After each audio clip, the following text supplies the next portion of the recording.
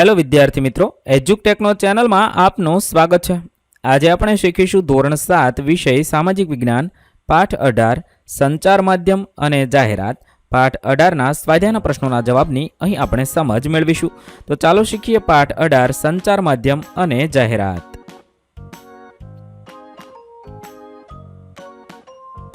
પ્રશ્ન નંબર 1, ખાલી જગ્યા પૂરો। 1, મિત્રને શુભેચ્છા આપવા ખાલી જગ્યા કાર્ડનો ઉપયોગ થાય છે। ગ્રીટિંગ કાર્ડનો ઉપયોગ થાય છે। 2, ભારતમાં ટેલિગ્રામની શરૂઆત ખાલી જગ્યા વર્ષમાં થઈ હતી, તો 1885માં થઈ હતી।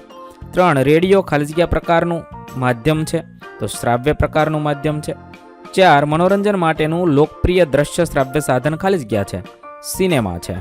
5, પૃથ્વીના પેટાળમાં રહેલા ખનિજોની માહિતી મેળવવા ખાલી જગ્યા ખૂબ જ ઉપયોગી માધ્યમ છે, તો કૃત્રિમ ઉપગ્રહો ખૂબ જ ઉપયોગી માધ્યમ છે। પ્રશ્ન નંબર 2, નીચેના વિધાનો ખરા છે કે ખોટા તે જણાવો। 1, રક્ષાબંધનની રાખડી આંતરદેશીય પત્ર દ્વારા મોકલી શકાય છે, વિધાન ખોટું છે। 2, ખોરાક માનવીની પ્રાથમિક જરૂરિયાત છે, વિધાન ખરું છે। 3, વોકીટોકીનો ઉપયોગ પોલીસ કરે છે, વિધાન ખરું છે। 4, જાહેરાતમાં આવતી બધી જ વસ્તુઓ ગુણવત્તાવાળી હોય છે, વિધાન ખોટું છે। 5, મોબાઈલ ફોન સંચાર માધ્યમનું ઉત્તમ સાધન છે, વિધાન ખરું છે।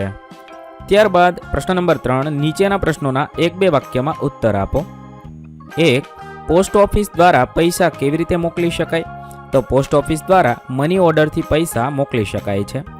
2, જાહેરાત પ્રસારણ માટેના કોઈ પણ 2 માધ્યમ જણાવો। જાહેરાત પ્રસારણ માટે radio, cinema, television, mobile phone, અખબારો, બસ કે ટ્રેનની સાઇડો વગેરે માધ્યમ છે। 3, સંચાર માધ્યમ એટલે શું? એક સ્થળેથી બીજા સ્થળે માહિતી અથવા સંદેશો મોકલવા માટે કે મેળવવા માટેની વિસ્તૃત વ્યવસ્થાને સંચાર માધ્યમ કહે છે। 4, જાહેરાતના 2 ફાયદાઓ જણાવો, તો વસ્તુની ગુણવત્તાની ચકાસણી અને ખાતરી કરી શકાય છે, વસ્તુ પર છાપેલી કિંમતને જાણી શકાય છે, વસ્તુની સામાન્ય માહિતી લોકો સુધી પહોંચાડી શકાય છે। ત્યારબાદ પ્રશ્ન નંબર 5, સરકાર સામાજિક જાગૃતિ માટે કઈ કઈ જાહેરાતો કરે છે? બાળ લગ્ન કરવા નહીં, આરોગ્ય જાળવવું, વસ્તી નિયંત્રણ કરવું, દીકરીને શિક્ષણ આપવું, બાળકોને કુપોષણથી બચાવવું, આવી બધી જાહેરાતો સરકારશ્રી દ્વારા કરવામાં આવે છે। પ્રશ્ન નંબર 4, ટૂંક નોંધ લખો। 1, જાહેરાતના ગેરફાયદા। જાહેરાત પાછળ નાણાંનો ખૂબ જ ખર્ચ થતો હોય છે અને તેનું ભારણ ગ્રાહકને ભોગવવું પડતું હોય છે। જાહેરાત કરનાર વ્યક્તિ જે તે વસ્તુનો પ્રચાર કરે છે તે વસ્તુ કદાચ પોતે વાપરતા ન હોય એવું પણ બને છે। જાહેરાતના આધારે ખરીદી કરવામાં આપણે ક્યારેક છેતરાઈ પણ જઈએ છીએ।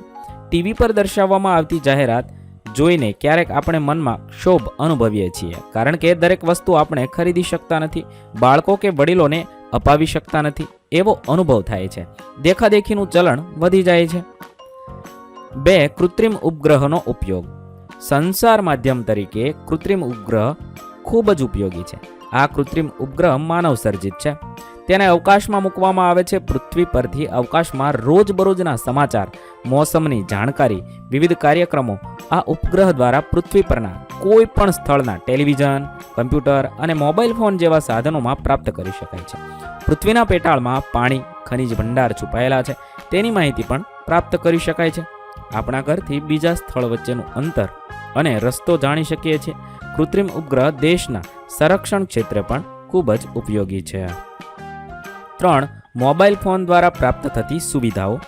સંચાર માધ્યમનું હાલનું અગત્યનું સાધન એટલે મોબાઈલ ફોન છે। મોબાઈલ ફોન દ્વારા એક વ્યક્તિ બીજી વ્યક્તિને નંબર લગાવીને કોઈ પણ સ્થળેથી વાતચીત કરી શકે છે। મોબાઈલ ફોનમાં ઘડિયાળ, video audio player, torch, calendar, calculator, radio વગેરેની સુવિધા હોય છે। તેનાથી આપણે રેલવે, બસ, સિનેમાની ટિકિટ બુક કરાવી શકીએ છીએ। મોબાઈલ ફોનની અંદર વપરાતા ઇન્ટરનેટથી ઘણી માહિતી આપણે પ્રાપ્ત કરી શકીએ છીએ। અનેકવિધ સુવિધા માટે વર્તમાનમાં મોબાઈલ ફોન જરૂરી ઉપકરણ બની ગયું છે। પ્રશ્ન નંબર 5, નીચેના પ્રશ્નોના 2-3 વાક્યમાં ઉત્તર આપો। 1, લોકશાહીમાં સંચાર માધ્યમો કેમ ઉપયોગી છે? સરકાર દ્વારા કરવામાં આવતા શિક્ષણ, કૃષિ, આરોગ્ય વગેરે કાર્યોની માહિતી સંચાર માધ્યમો દ્વારા મેળવી શકાય છે। સરકારના કાર્યો અને કામગીરી સામે વિરોધ પક્ષો તેમાં રહેલી ક્ષતિઓને ઉજાગર કરે છે। લોકશાહીમાં લોકમતનું મહત્વ અનેક ગણું છે। દૈનિક વર્તમાનપત્રો, રેડિયો, ટેલિવિઝન, ફિલ્મો વગેરે સંચાર માધ્યમો લોકમતને ઘટાડવામાં મહત્વની ભૂમિકા ભજવે છે. 2. સંચાર માધ્યમનો ઉપયોગ કેવી રીતે કરશો? શાળા મહાશાળાઓમાં અભ્યાસ કરતા વિદ્યાર્થીઓએ મોબાઈલનો ઉપયોગ માત્ર વાતચીત પૂરતો જ કરવો જોઈએ. તેમણે મોબાઈલમાં આવતા ઇન્ટરનેટ અને ગેમ્સનો મર્યાદિત તથા વિવેકપૂર્ણ ઉપયોગ કરવો જોઈએ, કારણ કે મોબાઈલના પ્રકાશથી આંખોને નુકસાન થાય છે, જેની સમય અને અભ્યાસ પર માઠી અસર થાય છે. મહિલાઓ, બાળકો, વૃદ્ધો, ગરીબો વગેરે પર થતા અત્યાચારો મોબાઈલના વિડીયો પર ન મૂકવા જોઈએ. 3. સિનેમાથી જાગૃતિ આવે છે, સમજાવો. સિનેમા પ્રદર્શિત થતી વિવિધ ફિલ્મો લોકોને મોટાભાગે સામાજિક, સાંસ્કૃતિક અને નૈતિક બાબતો શીખવે છે. તેનાથી લોકોની રહેણીકહેણી અને વિચારસરણીમાં નોંધપાત્ર પરિવર્તન આવ્યું છે. સિનેમાથી કેટલાક રીતિ રિવાજો, માન્યતાઓ, અંધશ્રદ્ધાઓ, વહેમો વગેરે સામે સંઘર્ષ કરવાનું શીખવે છે. આ બધી બાબતો પરથી કહી શકાય કે સિનેમાથી જાગૃતિ આવે છે. 4. ટીવીના ફાયદાઓ જણાવો. ટેલિવિઝન દ્વારા સમાચારો, ફિલ્મો, સિરિયલો, શૈક્ષણિક અને ધાર્મિક કાર્યક્રમો, જાહેરાતો વગેરે બાબતો જોવા સાંભળવા મળે છે. પૂર, ભૂકંપ, વાવાઝોડું, સુનામી જેવી કુદરતી આપત્તિઓની માહિતી ત્વરિત મેળવી શકાય છે. તાજેતરના સમાચારો અને વિવિધ રમતોનું જીવંત પ્રસારણ જોવા અને સાંભળવા મળે છે. આ બધા ટીવી જોવાના ફાયદાઓ છે. અહીં આપણા પાઠ 18ના પ્રશ્નોના જવાબ પૂર્ણ થશે. વિદ્યાર્થી મિત્રો, ધોરણ 7ના સામાજિક વિજ્ઞાન વિષયના તમામ પાઠના પ્રશ્નોના જવાબના વિડીયો આપણી ચેનલ પર ઉપલબ્ધ છે, જે તમે ધોરણ 7 સામાજિક વિજ્ઞાન સ્વાધ્યાય નામના પ્લેલિસ્ટમાંથી મેળવી શકો છો. પ્લેલિસ્ટની લિંક વિડીયોના ડિસ્ક્રિપ્શનમાં આપેલી છે. તથા જો તમારે તેની પીડીએફની જરૂર હોય તો તે તમે આપણી એપ્લિકેશન પરથી મેળવી શકો છો. એપ્લિકેશનની લિંક પણ વિડીયોના ડિસ્ક્રિપ્શનમાં આપેલી છે. વિદ્યાર્થી મિત્રો, આપેલા વિડીયોની જો તમારે પીડીએફની જરૂર હોય તો તમે આપણી એપ્લિકેશન સ્માર્ટ સાથી પરથી મેળવી શકશો.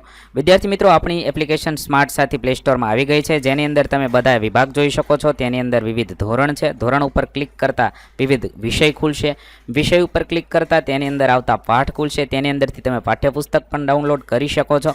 તેની અંદર આપેલા પાઠમાં ક્લિક કરતાં તમે પાઠની પીડીએફ, સ્વાધ્યાયની પીડીએફ, સ્વાધ્યાયન પોથીની પીડીએફ, પાઠના વિવિધ વિડીયોઝ, સ્વાધ્યાયના વિડીયોઝ, સ્વાધ્યાયન પોથીના વિડીયોઝ બધું જોઈ શકો છો અને ડાઉનલોડ પણ માત્ર એક ક્લિકમાં કરી શકો છો. વિદ્યાર્થી મિત્રો, આપણી એપને સપોર્ટ કરજો, ડાઉનલોડ કરજો.